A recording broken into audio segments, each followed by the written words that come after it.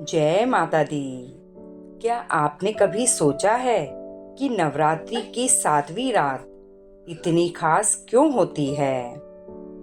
क्यों इस रात को अंधकार की सबसे शक्तिशाली रात कहा जाता है?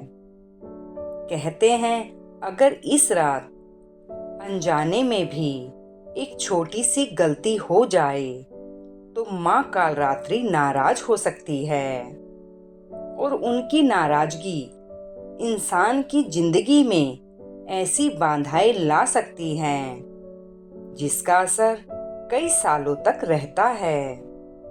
लेकिन सवाल ये है, वो गलती क्या है?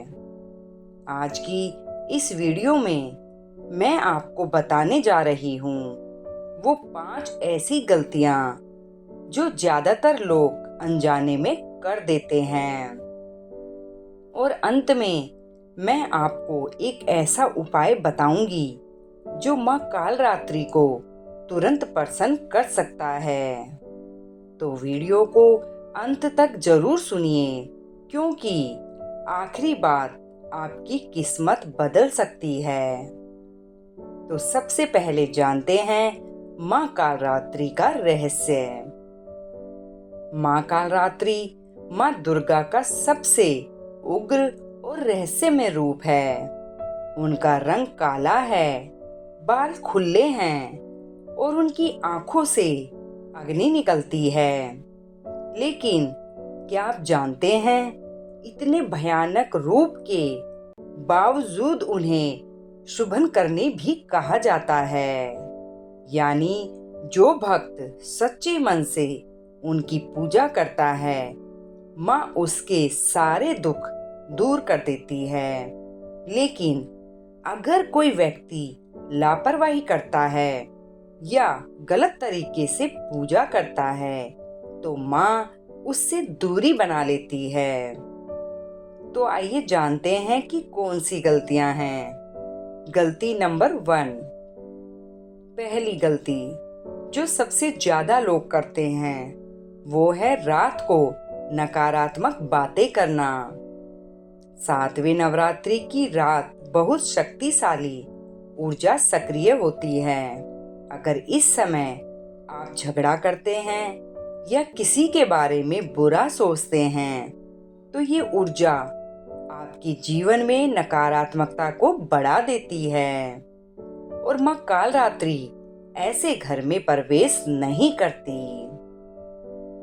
गलती नंबर 2। दूसरी गलती जो लोग अनजाने में कर बैठते हैं वो है दीपक को अधूरा छोड़ देना। अगर आपने माता के सामने दीपक जलाया है तो उसे बीच में बुझने देना बहुत अशुभ माना जाता है। ये संकेत होता है कि आपकी श्रद्धा अधूरी है और माँ कालरात्रि अधूरी भक्ति को स्वीकार नहीं करती। गलती नंबर 3। तीसरी गलती जो सबसे गंभीर मानी जाती है वो है पूजा के समय मन भटकना। कई लोग पूजा तो करते हैं लेकिन उनका मन कहीं और होता है, जैसे फोन में, चिंताओं में या किसी और बात में। ऐसी पूजा सिर्फ एक दिखावा बन जाती है और माँ कालरात्रि सच्चे मन के बिना कभी प्रसन्न नहीं होती। गलती नंबर 4। चौथी गलती जो बहुत कम लोग जानते हैं वो है रात में अपवित्रता रखना। 7वें नवरात्रि की रात घर को साफ और पवित्र रखना बहुत जरूरी होता है।